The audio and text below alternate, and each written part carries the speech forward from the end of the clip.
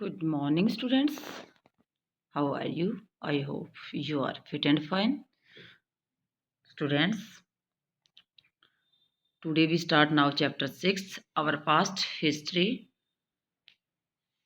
Chapter 6 की first part की video मैं आपके पास पहले ही सेंड कर चुकी हूँ, जिसमें हमने जो ट्रैवलर हैं विजिटिंग करते थे मेडिवियल टाउन्स की, जो मध्यकालीन युग के ये जो कस्बे होते थे उसमें टाउन अलग अलग टाइप के होते थे। Temple town, administrative centre, commercial town, sport town. तो ये उनके नाम से ही उनकी पॉसिबिलिटीज़ का पता चलता था। तो कुछ जो मेन सिटीज़ हैं यहाँ पर, जैसे Surat cities, MP city, Masulipatnam city. तो ये मेन उस टाइम की शहर थे बड़े, जो जहाँ से ज़्यादा व्यापार किया जाता था, ट्रेडर व्यापार करते थे। एडमिनिस्ट्रेटिव सेंटर्स, जहाँ से प्रशासन संभाला जाता था। And temple town, Pilgrim centre के बारे में हमने फर्स्ट वीडियो में रीड किया। जो लोस्ट वैक्स टेक्निक है ब्रॉन्ज पिक्चर बनाने की, उस टेक्निक के बारे में हमने अच्छी तरह से रीड किया। और नेटवर्क ऑफ स्मॉल टाउन्स के बारे में हमने रीड किया। Today we start now chapters trader big and small. जो व्यापारी थे बड़े और छोटे थे, वो कैसे बड़े व्यापारी कैसे व्यापार करते थे और छोटे व्यापारी किस प्रकार व्यापार करते थे। So start now part second. There were many kinds of traders. कई प्रकार के व्यापारी हुआ करते थे। These includes the Banjara. इन व्यापारियों में इंक्लूड किया जाता था, शामिल किया जाता था किसको? बंजारा। बंजारे के बारे में हम चैप्टर 7 के अंदर डिटेल से रीड करेंगे। सेवरल ट्रेडर्स, और कई प्रकार के जो व्यापारी थे, स्पेशली हॉर्स ट्रेडर्स जो घोड़ों का व्यापार करते थे। फोरम्ड एसोसिएशन, क्या बनाया उन्होंने? एक एसोसिएशन बनाया, संगठन बनाया विद हेडमैन, उसके जो एक मुखिया होता था, who negotiated on their behalf with warrior who bought horses. जो मुखिया था एसोसिएशन का, वो योद्धाओं के बिहाफ पर घोड़े खरीदता था।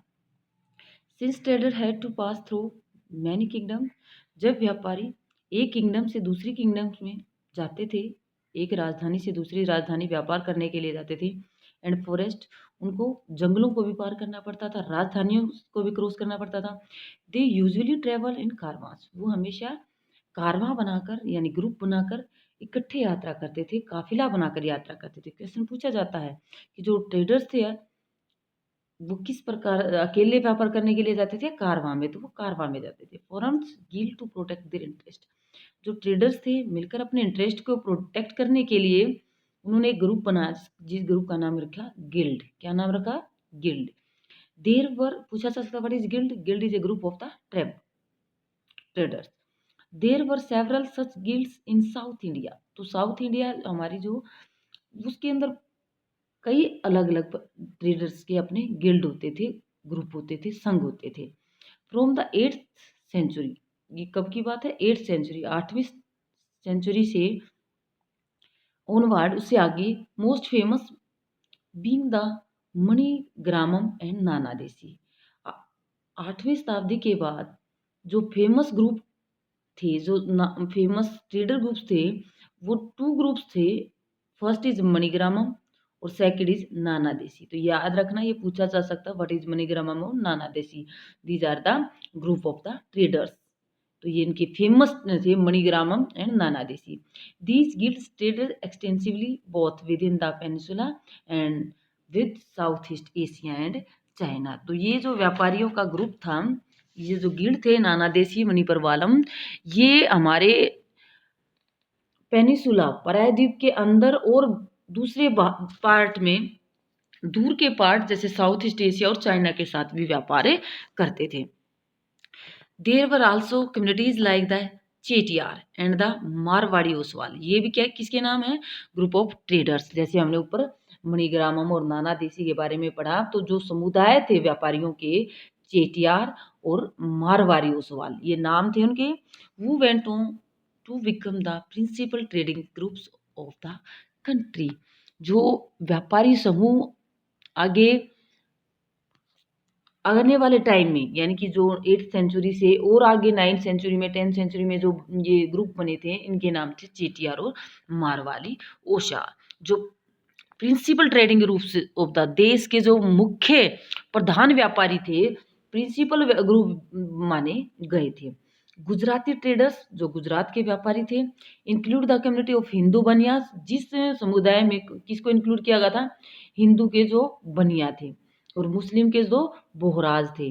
तो ये जैसे हमारे हिंदू में बनिया, अगर आप सबको पता होगा कि हमारे यहाँ जो व्यापार करने का काम था वो बानिया करते थे, तो उसी प्रकार मुस्लिम जो कम्युनिटी है उसके जो व्यापारी थे उनको क्या कहा जाता था, बोहराज बोला जाता था। तो ये समझना बेटा, व्यापारियों के, भारत के हिंदू व्यापारियों को बनियाज और मुस्लिम को Bohras. Traded extensively with the port of the Red Sea, जो व्यापार करते थे वो कौन से पोर्ट से, बंदरगाह से करते थे, रेड सी जो लाल सागर है, लाल सागर से दूर दूर तक व्यापार करते थे। Port of Red Sea, Persian Gulf, फारस की खाड़ी जिसको हम बोलते हैं, East Africa, South East Asia और चाइना, इन सभी देशों से व्यापार किया जाता था। कौन से बंदरगाह से, लाल सागर के बंदरगाह और पर्शियन गल्फ से, फारस की खाड़ी से। They did textile and spices in this port, इन बंदरगाहों से व्यापार करते थे सूती कपड़ों का, टेक्सटाइल्स का और मसालों का। जो मेन व्यापार था वो टेक्सटाइल्स एंड स्पाइसेस का। इन एक्सचेंज, बदले में, ब्रोट गोल्ड एंड अवायरी, इसके बदले में क्या मिलता था, सोना या हाथी दांत, यानी कि देते कपड़ा थे, मसाला बेचते थे और वापस में सोने के सिक्के या हाथी के दांत लेते थे फ्रॉम अफ्रीका से। एंड स्पाइसेस, जो मसाले थे, टीन थे, वो China, blue pottery and silver from South East Asia और चाइना। जो चाइनीज मिट्टी के नीले बर्तन होते थे, चांदी थे, वो लाते थे, मसाले थे या टिन थे, वो चाइना से बदले में लेते थे। ओके, तो इस प्रकार से पहले पैसों की बजाय धातुओं का आपस में, वस्तुओं के बदले सोना चांदी या फिर जैसे हाथी के दांत हैं उनसे आपस में खरीदारी करते थे, व्यापार करते थे। Town on the west coast, जो पश्चिमी किनारा है, were home to Arab Persian Chinese, Arab Persian Chinese Jews और Syria Christian traders. Indian spice and clothes sold in the Red Sea port were purchased by Italian traders and eventually reached European market. तो जो पश्चिमी coast, जो west coast है, उसके किनारे पे जो नगर हैं, उनके किनारे पर है वो कौन कौन से नगर, अरबी, जो अरब व्यापारी थे, ये अरब के व्यापारी थे, पर्शियन फारसी व्यापारी थे, चाइनीज थे, यहूदी थे, सीरिया के जो ईसाई थे, ये जो व्यापारी थे ये लाल सागर से, जो रेड सी पोर्ट है, वहाँ से स्पाइस और क्लोथ को बेचते थे, वहाँ जाकर परचेज, उसके बदले में क्या लेते थे, जो इटालियन ट्रेडर्स थे वो खरीदते थे कपड़े को और स्पाइस को। एंड इवेंचुअली रीच्ड, और वो कपड़ा कहाँ पहुँच गया, जो मसाले और कपड़े थे, यूरोपियन मार्केट में, यूरोप के जो बाजार थे वहाँ पर ये सामान पहुँच गया। फेचिंग वेरी हाई प्रॉफिट, और वहाँ को बहुत ज़्यादा प्रॉफिट मिला, मुनाफा मिला। Spice grown in tropical climate, जो मसाले हैं वो उष्ण कटिबंधीय जलवायु में उगाए जाते हैं। कौन कौन से मसाले, पेपर, काली मिर्च, सिनेमम, दालचीनी इसको बोलते हैं, नटमैग, जायफल एंड ड्राइड जिंजर, जिसको जो अदरक जिंजर है हमारा जो ड्राइड हो जाता है उसको सूंठ बोलते हैं। तो these are the spice grow in tropical climates, become an important part of the European cooking. ये जो स्पाइसेस थे ये इम्पोर्टेंट पार्ट बन चुका था, जो यूरोप के कंट्रीज है वहाँ के खाने में ये मसाले डाले जाते थे। And cotton clothes was very attractive, और यहाँ का जो हमारा कॉटन क्लोथ था वो बहुत ही अट्रैक्टिव था, अच्छा था, लुभावना था। This eventually drew European traders to India, इस प्रकार जो यूरोपीय व्यापारी थे वो भारत की तरफ अट्रैक्ट हुए थे। We will shortly read about how this change the face of the trading and the town, तो इसके बारे में हम जो व्यापार है या नगरों का रूप है वो किस प्रकार चेंज हुआ, जो शहर थे व्यापार के कारण शहरों का आकार या उन शहरों का इम्पोर्टेंस वो किस प्रकार बढ़ा था, इसके बारे में हम आगे लेसन में रीड करेंगे। अब यहाँ हम काबुल के बारे में रीड कर रहे हैं। With its rugged mountainous landscapes, Kabul present day Afghanistan, जो काबुल है आज अफगानिस्तान में है, इसकी जो कंडीशन है वो माउंटेन्स लैंडस्केप है, यानी कि जो ऊबड़ खाबड़ है या पहाड़ी एरिया है, तो उसके कारण became politically and commercial important from the 16th century onward. ये 16वीं शताब्दी के से आगे ये एक राजनीतिक और वाणिज्यिक शहर इम्पोर्टेंस बढ़ गई थी, यानी कि कमर्शियल इम्पोर्टेंस बढ़ गई थी और पॉलिटिकल इम्पोर्टेंस काबुल की बढ़ गई थी।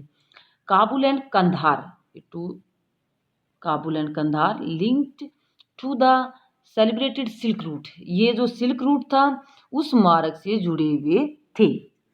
काबुल और कंधार सिल्क रूट से जुड़े हुए थे। Trade in horses was primarily carried on through this route, जो घोड़ों का व्यापार होता था ज़्यादातर वो इसी रास्ते से घोड़ों को ले जाया जाता था।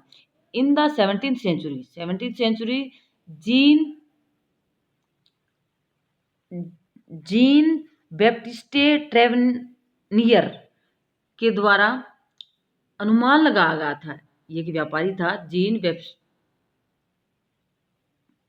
बैप्टिस्टे ट्रेवनियर, जो डायमंड मर्चेंट था, हीरो का व्यापारी था, एस्टिमेट लगाया था that the horse trade at Kabul amounted to ₹30,000 annually. तो उसके द्वारा जो व्यक्ति था इसके द्वारा अनुमान लगाया गया था जो काबुल से घोड़ों का व्यापार होता है वो वार्षिक 30,000 रुपये का होता था। तो उस टाइम पे आवर पास्ट में ये जो रकम है ये उस टाइम के लिए which is huge sum in those day, उन दिनों में एक बहुत बड़ी रकम होती थी। कैमल कैरी ड्राई फ्रूट, घोड़ों पर जो सामान लाया जाता था वो ड्राई फ्रूट होते थे, डेट्स खजूर होते थे, कारपेट होते थे, सिल्क होता था, एवं फ्रेश फ्रूट फलों को भी भेजा जाता था फ्रॉम काबुल टू सब कंटिनेंट, काबुल से उपमहाद्वीप में भेजा जाता था, एंड एल्सवेयर और दूसरे स्थानों पर भी। Slave were also brought from here for sale, जो यहाँ नौकर होते थे, गुलाम होते थे, वो भी बिक्री के लिए लाए जाते थे या ले जाए जाते थे। ओके, ये था काबुल जिसके बारे में हमने रीड किया।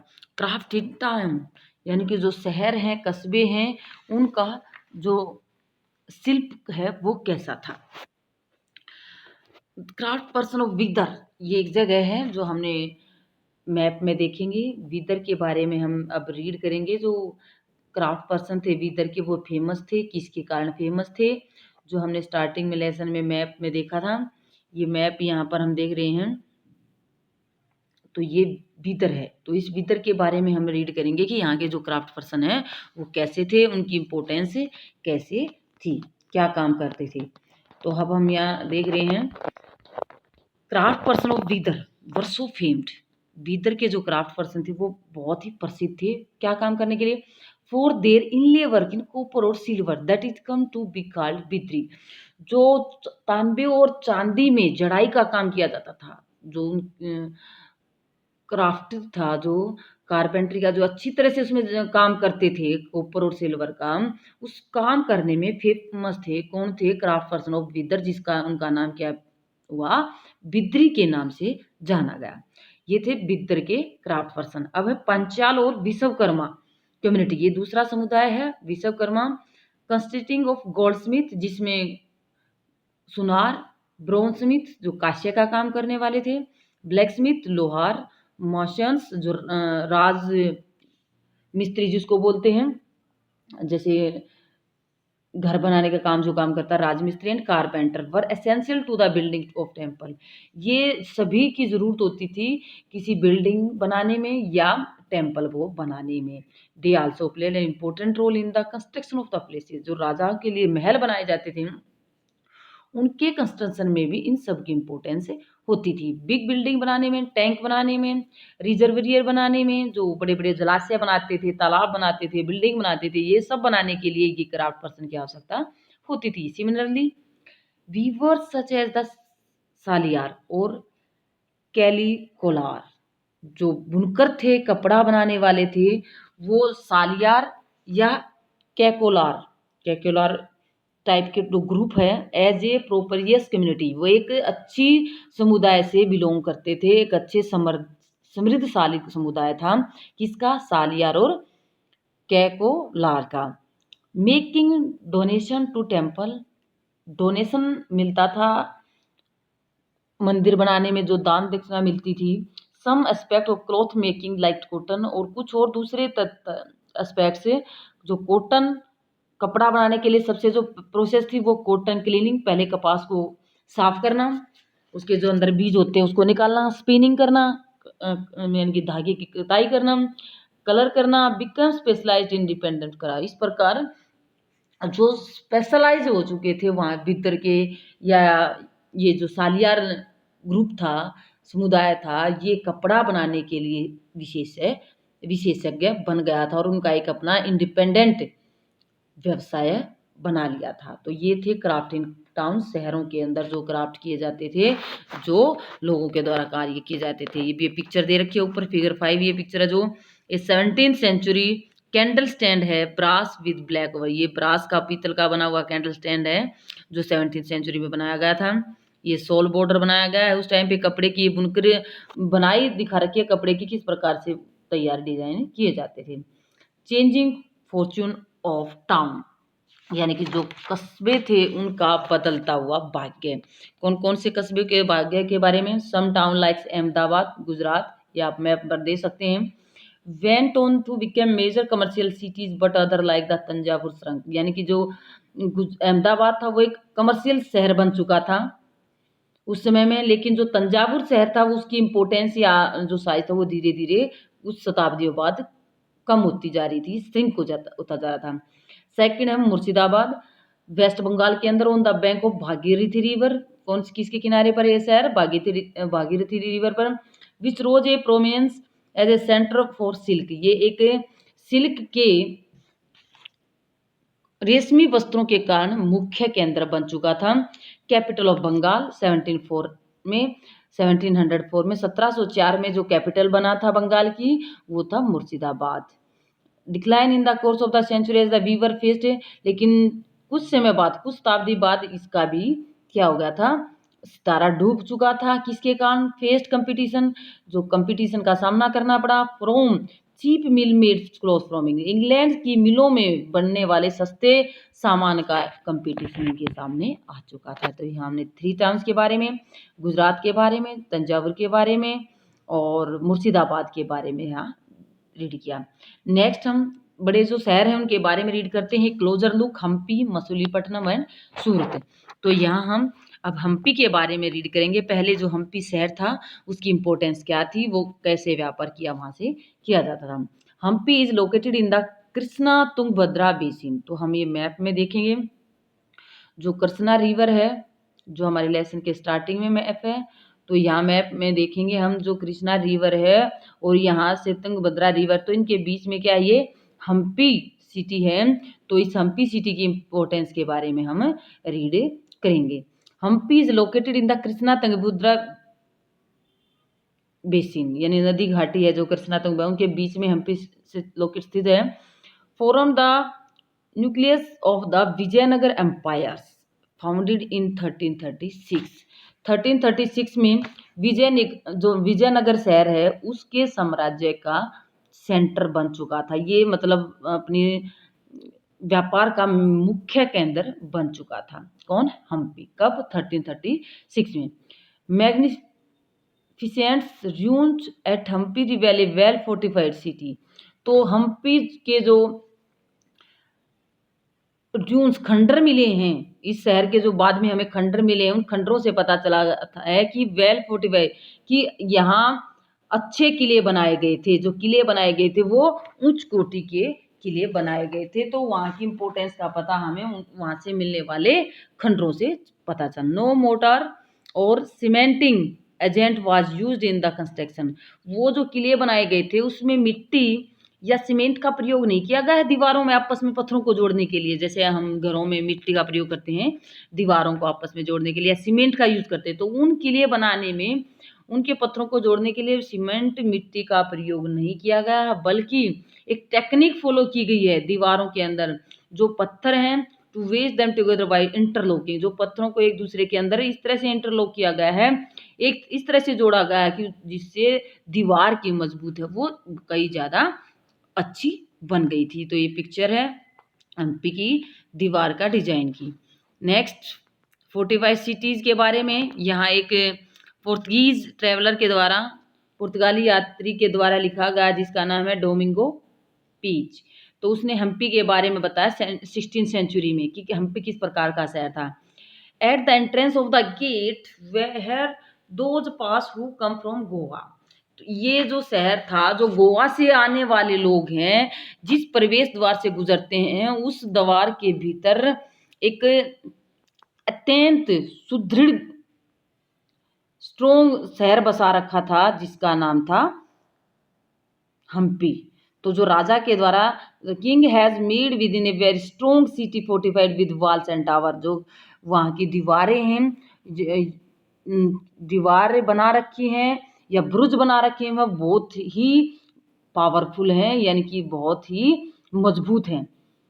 These wall are not like those other cities, दूसरे शहरों की जो दीवारें होती हैं ऐसी दीवारें नहीं है, but are made of the very strong machinery, वो किसी बहुत अच्छे राजमिस्त्री के द्वारा दीवार बनाई गई हैं। Would be found in few other parts, जो सिर्फ कुछ हिस्सों में पाई जाती हैं। Inside very beautifully row buildings made after their manners with flat roofs, यानी कि जो अंदर किलों के अंदर कारीगरी कर रखी है, बिल्डिंग के अंदर जो कारीगरी कर रखी है वो भी बहुत अच्छी मानी गई है।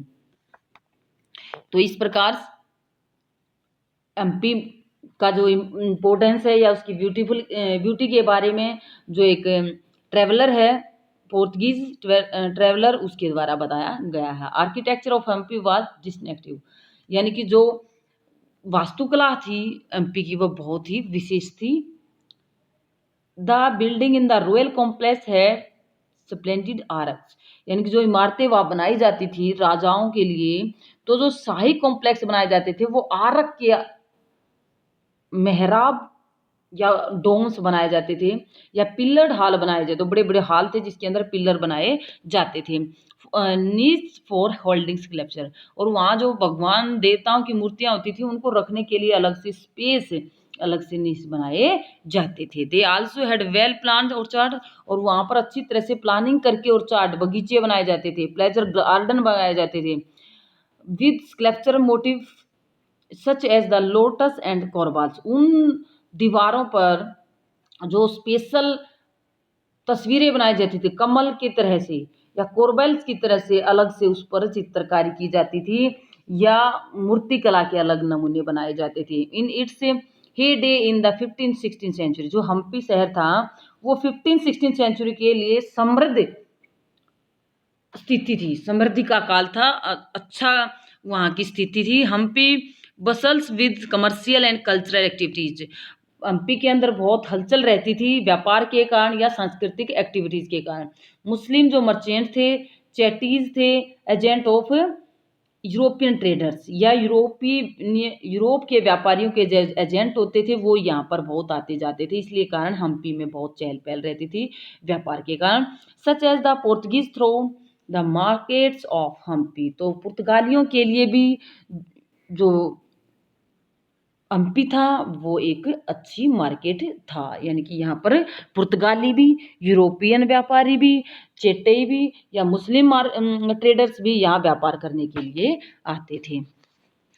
Temple were the hub of cultural activity, वहाँ के जो टेम्पल हैं, मंदिर हैं, हम्पी के जो टेम्पल्स हैं हब थे किसके, कल्चरल एक्टिविटी की, जो सांस्कृतिक क्रियाएं थी उनका मुख्य सेंटर होते थे। एंड द देवदासियाँ, जिसको हम बोलते हैं टेम्पल डांसर, मंदिरों में डांस करने वाले, परफॉर्म बिफोर द डिएटीज, अपने देवताओं के आगे नृत्य करते थे। Royalties and message in the many pillared hall in the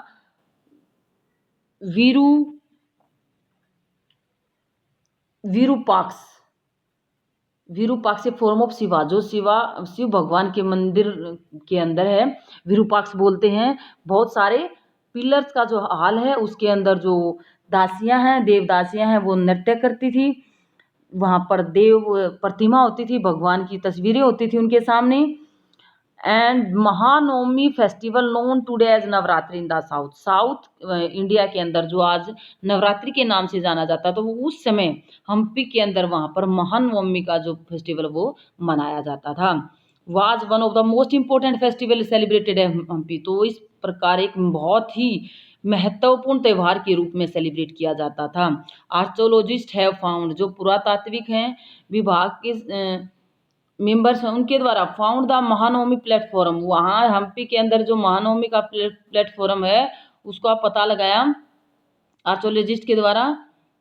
where the king receive guest and accepted tributes from subordinate chief, वहाँ जो राजा उस प्लेटफॉर्म पर बैठकर अपने जो गेस्ट होते थे उनको आदर सत्कार करते थे, रिसीव करते थे, और उनसे जो उपहार मिलते थे वो भी लेते थे। सबॉर्डिनेट जो उसके अधीन काम करने वाले मुखिया थे उनसे वहाँ बैठकर मिलते थे। From here he also was dance and music, यहाँ बैठकर राजा डांस और म्यूजिक का आनंद लेते थे, और साथ में जो रेसलिंग बूट्स था, जो मलयुद्ध होता था, उसका भी आनंद लेते थे। Hampi fell into ruin following the defeat of the Vijayanagara, Hampi का जो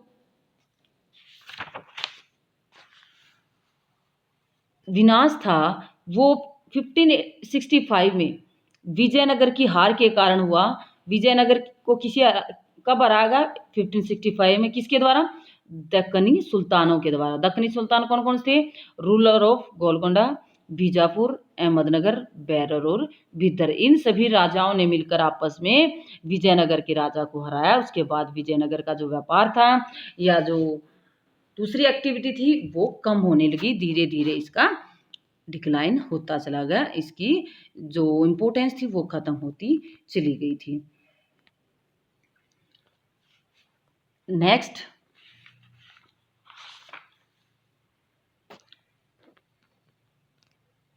आज हम इतना ही करते हैं स्टूडेंट, वीडियो ज़्यादा लंबी न हो जाए इसके लिए आपको यहाँ तक अच्छी तरह से लेसन को रीड करना है, वीडियो को ध्यान से सुनना है। Okay students, thank you.